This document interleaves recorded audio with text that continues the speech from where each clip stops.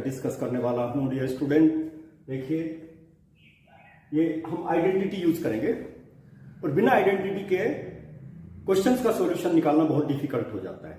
चाहे क्लास 8 से लेकर के 12 हायर क्लासेस तक भी हम आइडेंटिटी यूज करते हैं। देखिए, x to the power 3 plus y to the power 3 plus z to the power 3 minus 3xyz, it will be equal to x plus y plus z within second bracket x square plus y square plus z square minus xy minus yz minus zx. If condition is there, if x plus y plus z is equal to 0, then formula will be changed. X to the power 3 plus y to the power 3 minus 3xyz, it will be equal to 0. 3xyz I will transpose from left side to right side. तो इसमें क्या होगा, x to the power 3 plus y to the power 3 plus z to the power 3 is equal to, इसके equal हो जाएगा 3xyz के equal हो जाएगा। देखिए, हम इसकी वैल्यू निकालेंगे। इसमें क्या करता हूं मैं, एज्यूम कर लेता हूं, let x will be equal to -12 और y की वैल्यू क्या हो जाती है 7 और z की वैल्यू क्या हो जाती है 5। डियर स्टूडेंट, समझने की कोशिश कीजिए, बहुत ही अच्छा कंसेप्ट है। क्योंकि फॉर्मूला नहीं है, कंसेप्ट नहीं है, तो कैलकुलेशन नहीं हो पाएगी क्वेश्चन की।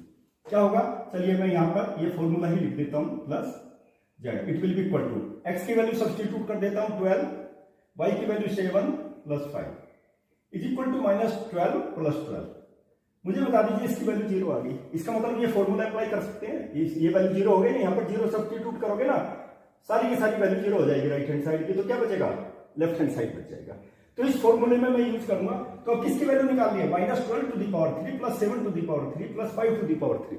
डायरेक्ट इसकी वैल्यू नहीं निकालनी, आइडेंटिटी यूज करके ही इसकी वैल्यू निकालनी है।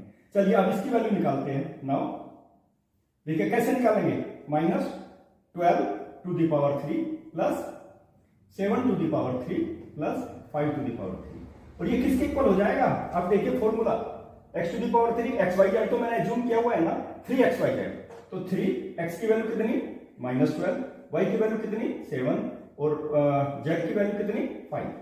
इन सबको मल्टीप्लाई कर लीजिए, -36 into 35, my dear student, it will be -1260। बहुत ही अच्छा कंसेप्ट है। कंसेप्ट समझने के बाद ही क्वेश्चन का सॉल्यूशन निकालें, बिल्कुल इजी हो जाएगा सॉल्यूशन, और कंसेप्ट बिल्कुल इजीली आपकी समझ में आ गया होगा। धन्यवाद।